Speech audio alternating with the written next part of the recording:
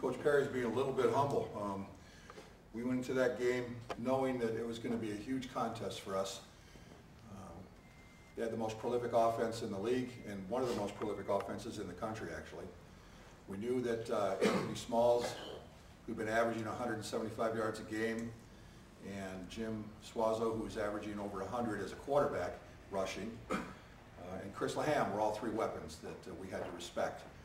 And in the first 2 quarters of that football game, we struggled with them. They did what they do best. They controlled the football. They ran the ball extremely well. They hit Laham on a deep sideline and right over our cornerback for a touchdown late in the half that had us going into halftime 14-0. And it was everything that we had kind of been afraid of, that offensively they were going to come out and just be very difficult to stop. And their defense, everybody talks about Merrimack's offense. I tell you what, Corey, better watch out for their defense. They're a very good defensive football team. At halftime, I had a chat with the lads. I got to send you a check for a wastebasket out behind your gym.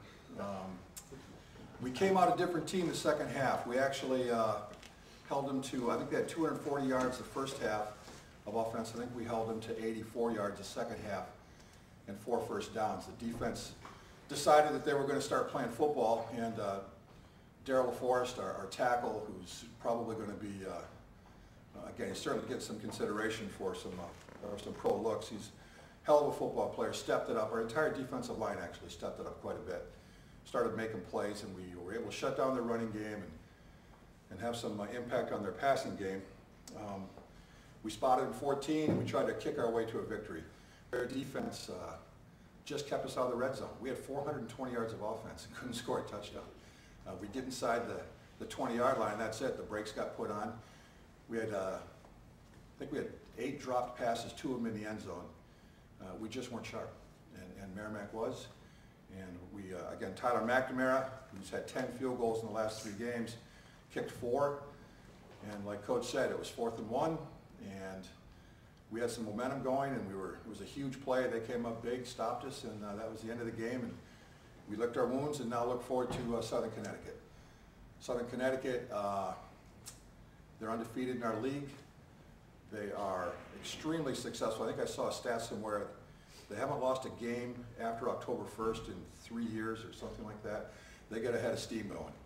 And they are a very, if you look at the statistics for our league, they don't lead anything. They don't have these guys that are, leading any individual stats. Team stats, they're doing all right, but they just don't, they're not that way. They're a consistent steamroller that just come at you. And so we have to prepare very hard this week to match that intensity that they're coming in. I was mentioning earlier that it's playoff week, believe it or not. 7th week of the season already.